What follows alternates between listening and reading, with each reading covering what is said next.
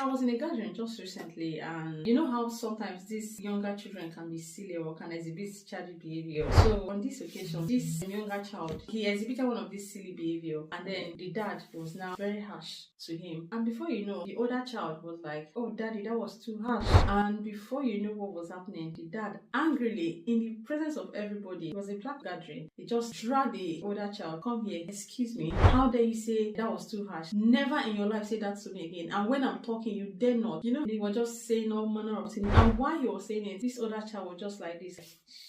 And at the end of the day, the older child and the younger child, they just went to the corner sadly. And I was just wondering in my head, like, is this a better approach? Because what the dad has done was to react instead of responding. And the same dad tomorrow will come and say, "Oh, my children, they can't speak up for themselves, they don't have self-esteem," and blah, blah, blah. Without him knowing that he's the one unconsciously damaging these children's self-esteem by shunning them down. And I know he did it, not because of anything, no. He did it just to save face, because, you know, everybody was there. And then, you know, I want to prove like I'm an African parent, so people will not think I'm not doing anything or I'm not disciplining my child. That was it. You did that to save face at the detriment of your own child, at the detriment of their self-esteem, at the detriment of their destiny, at the detriment of their life. I mean, excuse me, parents, we should know better. And does that mean he does not have right to express how he feels or how he felt? He has every right. But the truth is, was that the best approach? Was that an emergency? Even if he felt disrespected by the older child, or what the older child said was very insulting or so, I mean, there's a better way to do it. What he could have done if I were in that shoe is,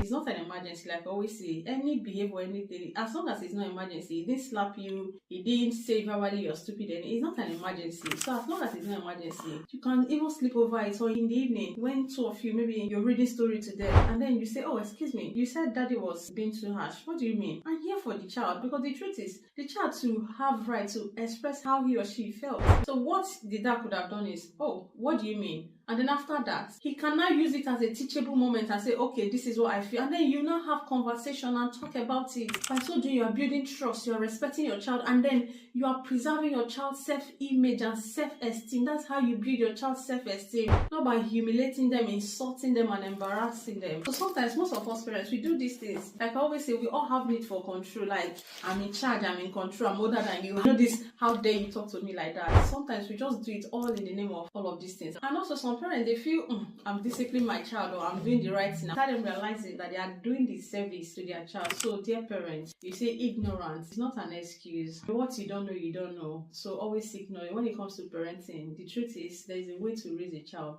So let's always try as much as we can to seek knowledge, so as to raise children who will thrive holistically. Because the truth is, your child can be